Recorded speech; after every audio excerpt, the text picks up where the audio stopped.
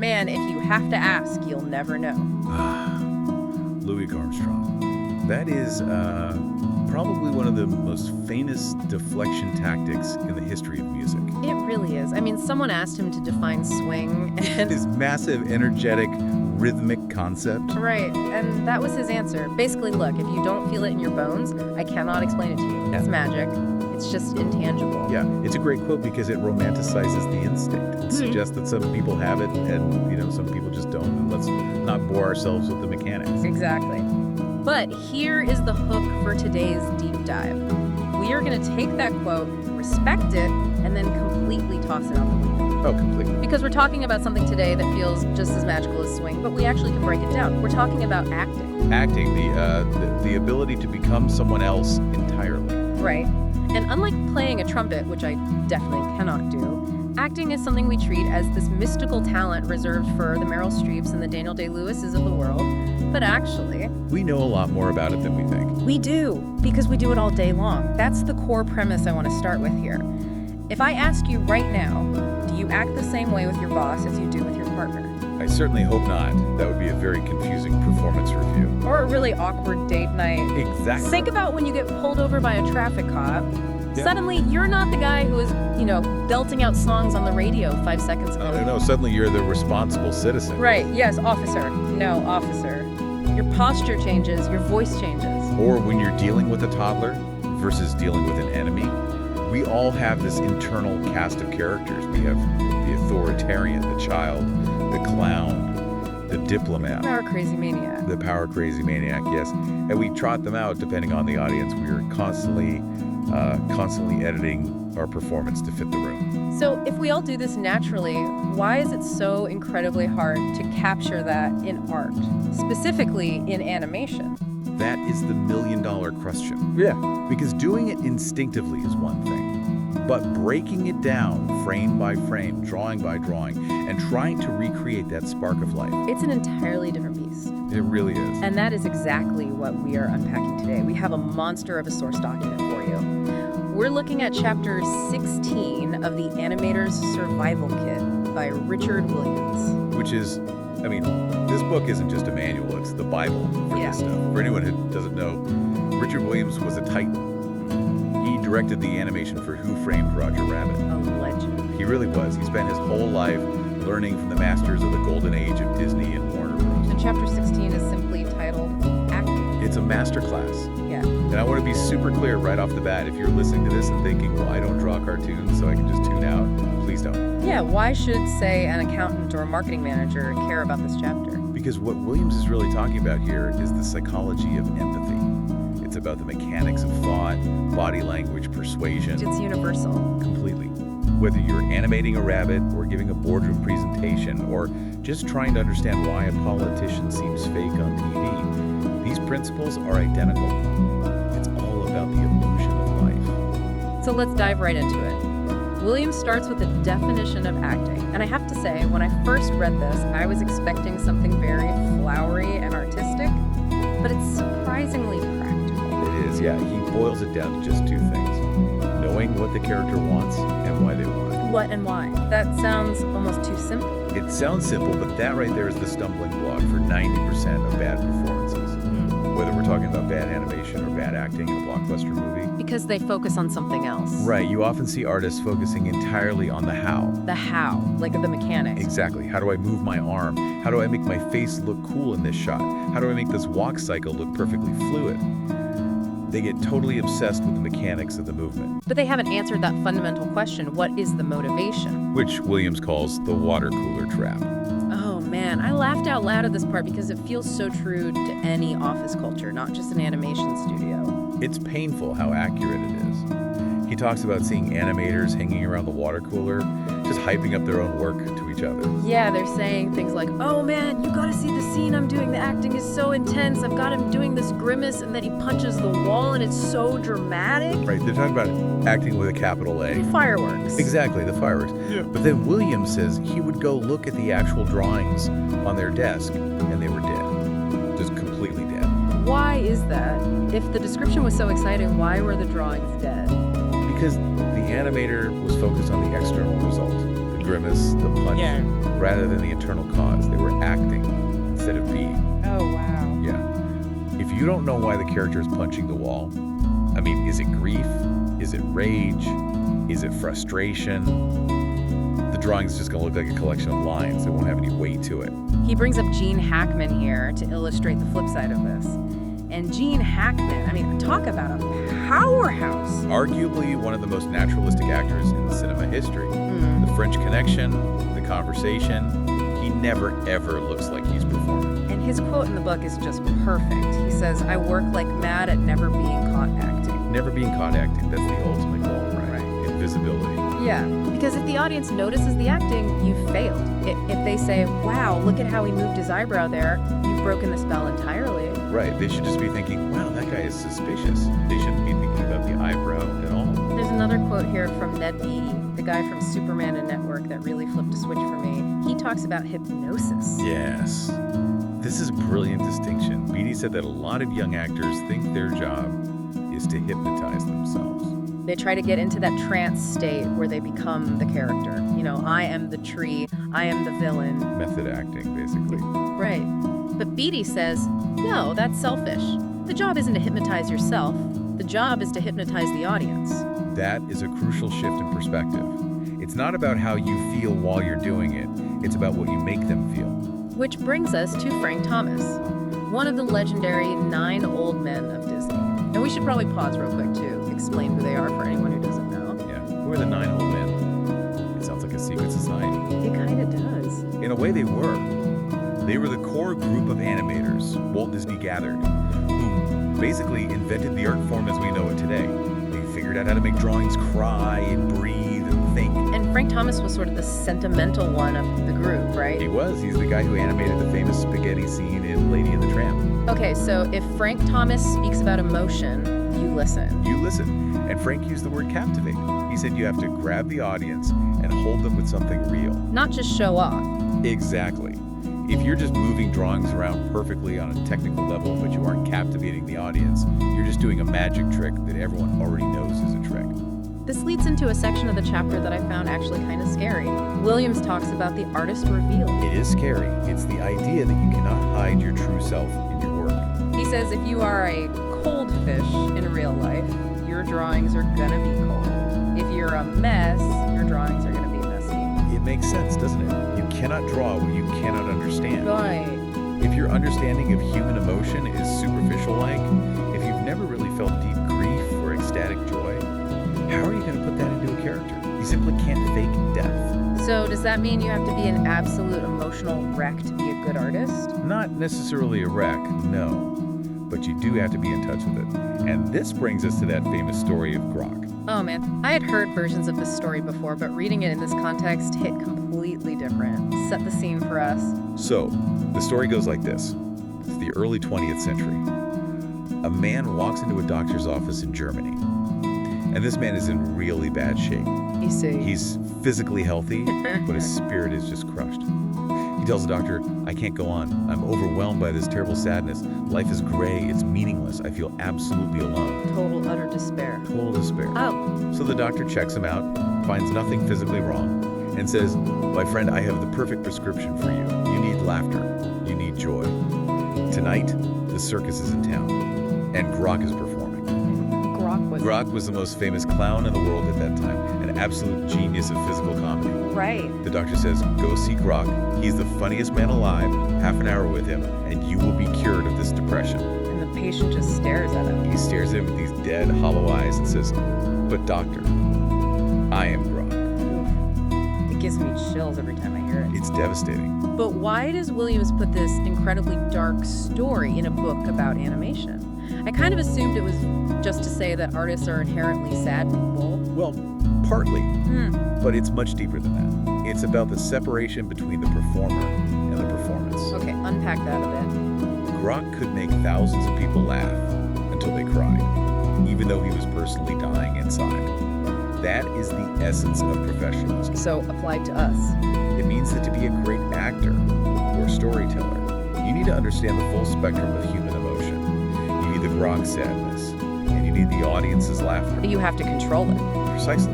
You need the discipline to summon those characters on command.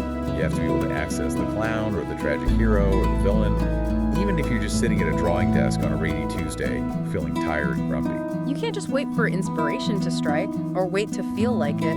You have to have that cast of characters on speed dial at all times. You have to tap into the grok side and the patience side whenever the scene demands it, regardless of your personal mood. Speaking of tragedy and professional demands, this leads us directly into what I think is the centerpiece of this entire chapter, the Who Framed Roger Rabbit case study.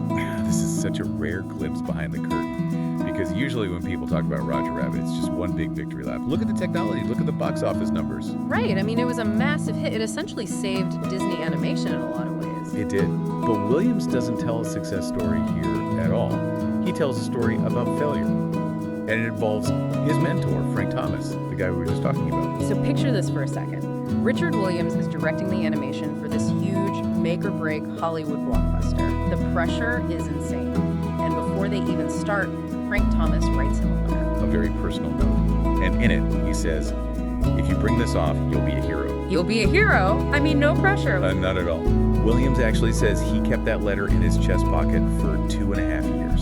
Wow. Every single day of production. Through the brutal fights with the studio, the technical nightmares of matching cartoon characters to live-action moving cameras, he'd pat that pocket. Frank believes in me. So, jump forward. The movie comes out. It is huge. Awards, money, universal critical acclaim. Williams is the man of the hour. He's waiting for the phone to ring. He's waiting for Frank to call. Nothing, just silence. That has to be the worst sound in the world. 2 months go by, 3 months. Finally, Williams just can't take it anymore. He calls Frank. He's probably rationalizing it, thinking, oh, maybe he lost my number. He gets on the phone and says, Frank, we made it. It's a hit. And what does Frank say? Frank is polite, but very cool. He acknowledges the financial success, sure, but then he drops the hammer. He says, we raised a gimmick to the level of a novelty. A gimmick to the level of a novelty. That is brutal. That is expert level shade right there. It's a devastating critique because it's not about the technique at all. The technique was flawless.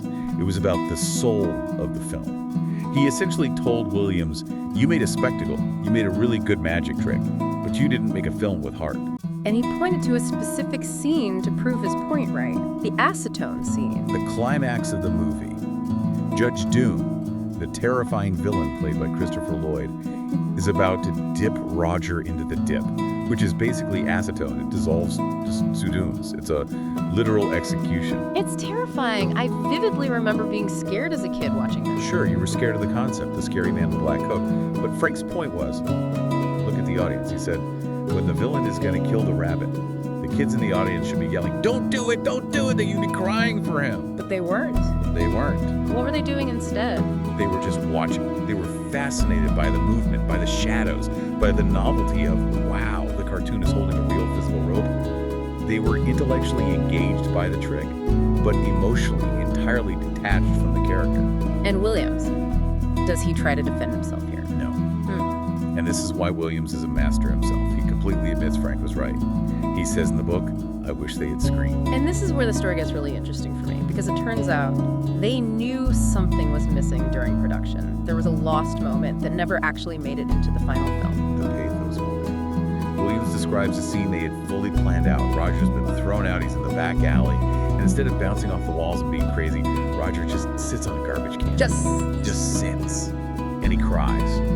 Because he thinks his wife, Jessica Rabbit, is cheating on him. It was meant to be the one moment where the mania finally stops and we see the actual soul behind the rabbit.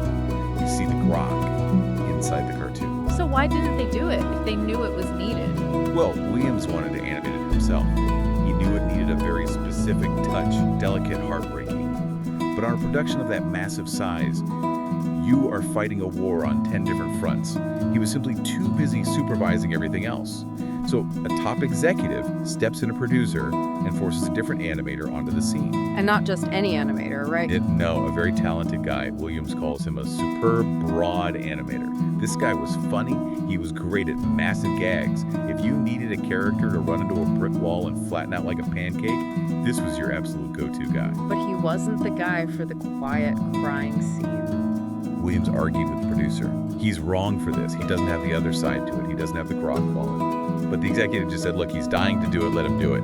and Williams was outvoted. So the funny guy animates the sad scene. What ended up happening? It became loud. It became just another manic cartoon moment. Roger was crying, but he was acting crying. He wasn't feeling crying. The depth, the dimension was completely lost. And because that one little beat of real vulnerability was missing, the audience never fully fell in love with Roger as a real person. So when he was in mortal danger later on, they didn't scream. Exactly. It's a domino effect. If you don't earn the love in the quiet moments, you don't get the fear in the loud moments. That is such a powerful lesson for anyone doing any kind of creative work. It makes me think about presentations I've sat through. You can have the flashiest slides, the best data points, the funniest icebreaker jokes, but if you don't have that one moment where you get real, where you show the garbage can moment of vulnerability, The audience walks away saying, wow, that was really slick. But they don't buy what you're selling. slick is the enemy of real. It really is. We so often get distracted by the spectacular, the fireworks. But Frank Thomas's critique is the ultimate reminder. You have to prioritize the heart over the polish. Okay, so we've covered the philosophy. We've covered the heartbreaking failure of missing the mark. Now, I want to get practical.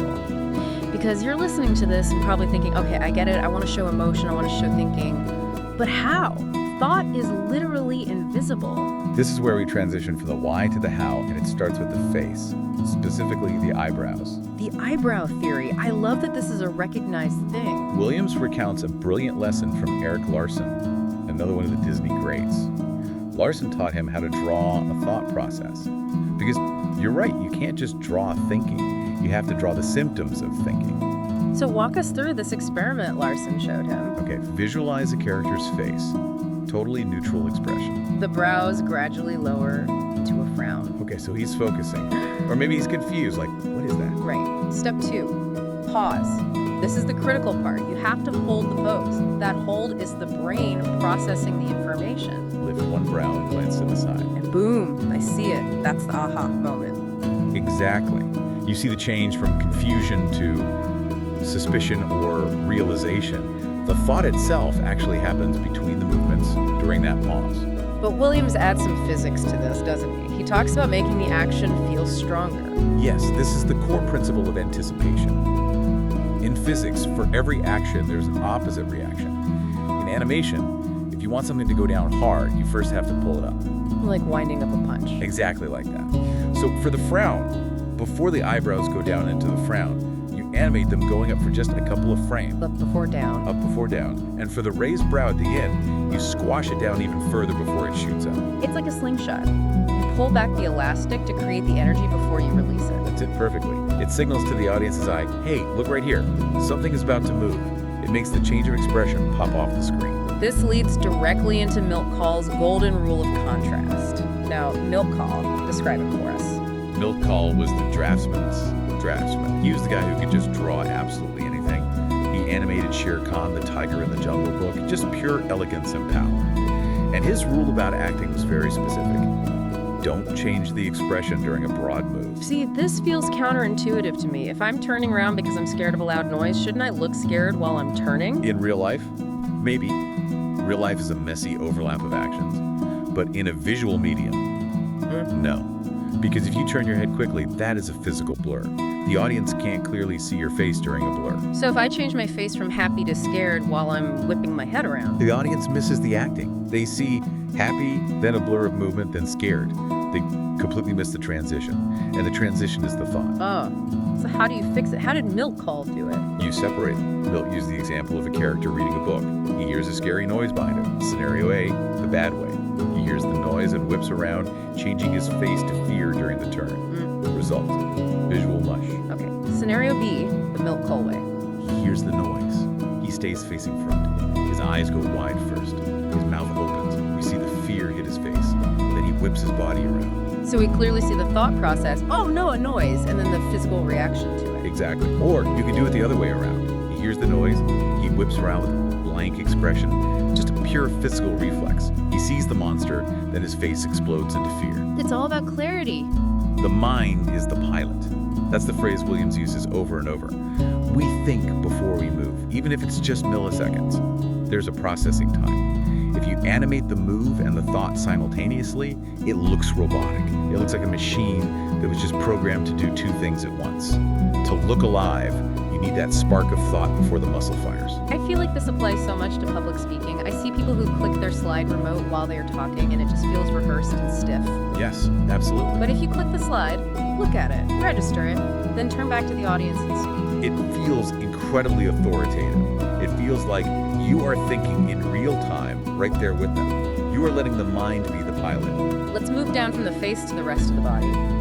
Williams has a fantastic section here on pantomime, and he tells a story about watching a movie in Tehran. Right, this was back in the 70s, before the revolution. He's in a cinema in Tehran. He goes to see a screening of Christmas Carol. Now, Dickens is obviously very wordy, it's all dialogue.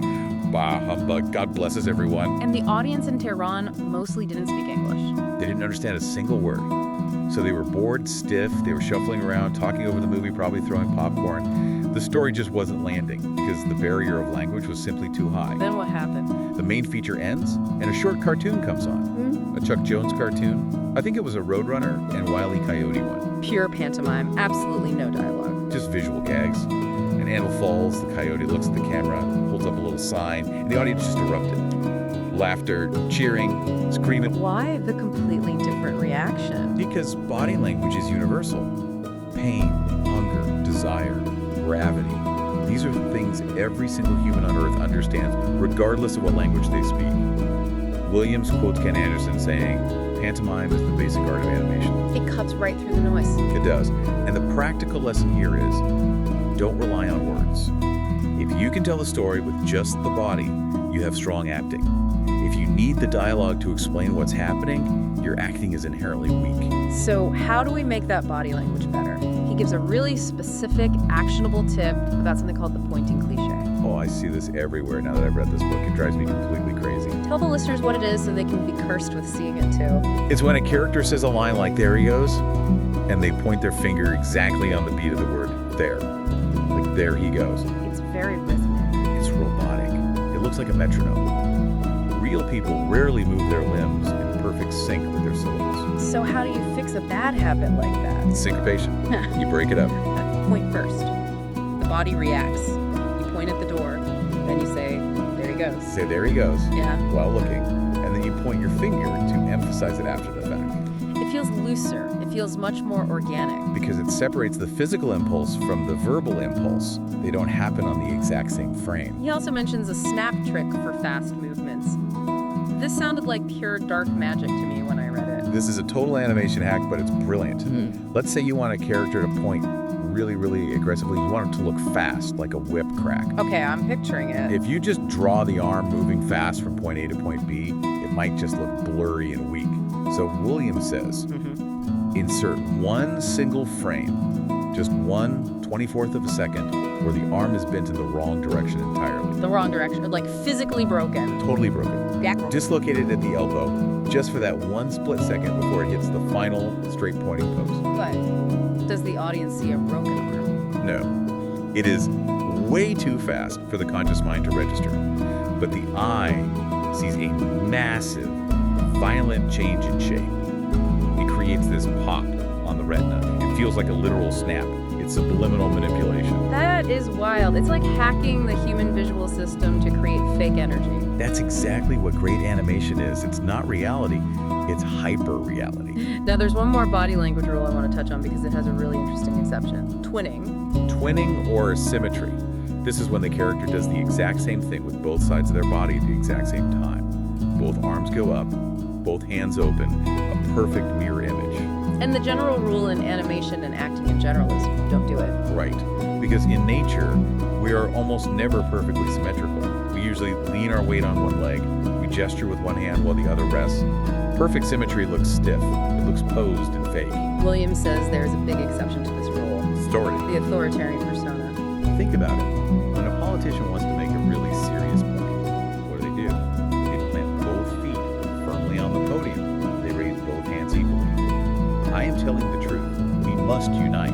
Or a preacher delivering a sermon. Or a dictator. Exactly. Symmetry conveys immense stability, balance, and absolute power. If If you're leaning on one hip and waving one hand around casually, you look like a buddy. But if you square your shoulders and use both hands symmetrically, you look like a monument. So if you're animating a power-crazy maniac, or hey, if you're just trying to command a room in a tense corporate meeting, use the quinning. Use the tool that fits the character. Don't avoid it just because it's a rule.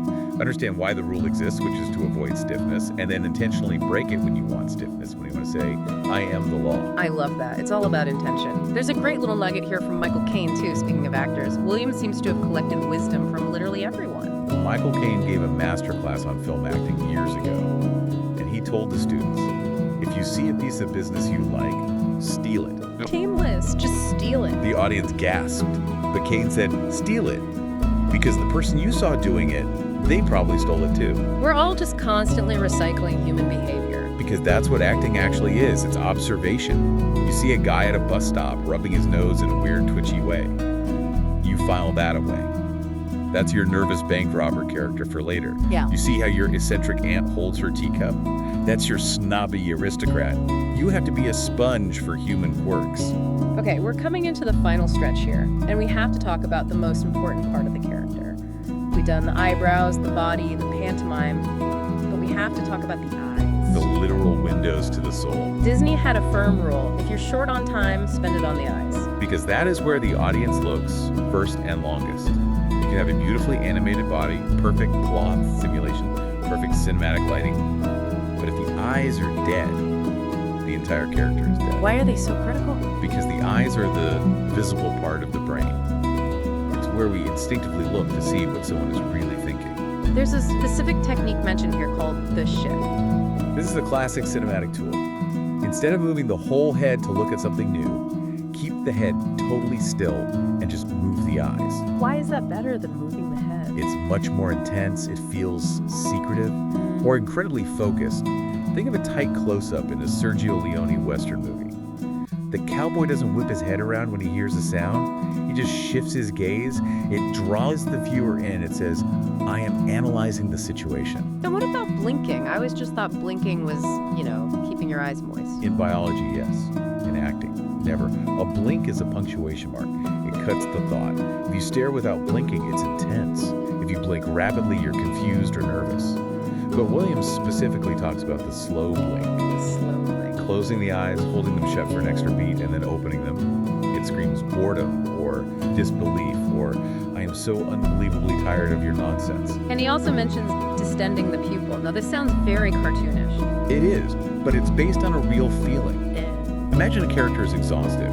You don't just lower the eyelids to show they're tired. You actually drag the pupil itself down. You make the pupil look like a heavy bag of sand that is sliding down the eye. It gives physical weight to the eyesight itself. Exactly. It makes the audience physically feel the exhaustion dragging the character down. There's one last detail on eyes that I found fascinating to think about. The phone conversation eyes. Oh, this is a great real-world observation for anyone to try. Watch someone when they are on the phone. They're listening to a voice that isn't physically in the room with them. Right. Their eyes don't just stay still. They don't stare blankly at the wall. They flicker. They dart around the room. Staccato movements. Right. Why do they do that? Because they are reacting to the internal images being generated by the voice on the other end. Oh, you went to the store. Their eyes shift left. And you saw him. Their eyes shift right. They're literally seeing the story unfold in their mind's eye. So if you animate a character on the phone, just staring blankly forward, it looks like they're listening to a dial tone. It looks completely dead. You have to animate the flicker of their shifting thoughts to make it look like a real active conversation. Man. So let's bring this all back together. We've gone from the high-level philosophy of the grok clown to the micro movements of a tired people. We've talked about the failure of Roger Rabbit to make us cry and the success of the coyote to make us laugh out loud. It's a lot to process. But Williams summarizes it all with a very tight 3-step formula right at the end of the chapter. And I really think this is the sticky note you need to put on your monitor. Hit us with it. Okay, number 1, put over the point of the scene clearly. Get inside the character. What do they want and why? And number 3, show clearly what they are thinking. Point. Character. Thinking. If you hit those 3 things, you're not just moving drawings around, you're acting. You're successfully creating the illusion of life. And most importantly, you're avoiding that Roger Rabbit trap. You're not just creating a visual spectacle, you're actually creating pathos. That really is the core lesson here. We live in a world right now that is completely obsessed with high fidelity. 4K, 8K, 60 frames per second. We have more tech at our fingertips than Frank Thomas could have ever possibly dreamed of. But his critique still rings completely true today. We raised a gimmick to the level of a novelty. You can have the absolute best technology in the world. You can have the flashiest PowerPoint deck. You can have the most expensive suit in the boardroom. But if you don't have the courage to let your character or let yourself sit on a garbage can and cry, if you don't have the courage to show the ugly, sad, real parts of the performance, then you're really just making noise. You're just making noise. You aren't hypnotizing anyone at all. That is the exact question I want to leave you, the listener, with today. Think about your own life. In your own work, whether you are designing a product, writing a pitch, leading a team, or just telling a story at a bar to your friends. Are you just polishing the fireworks? Are you just trying to be funny and broad because it's safe? Or are you willing to find the grok moment? Are you actually willing to show the vulnerability that connects with people? Because that is what hypnotizes the audience. Not the perfection, but the humanity. Real connection beats technical perfection every single time. Every single time. Keep watching the eyes and we'll catch you in the next deep dive.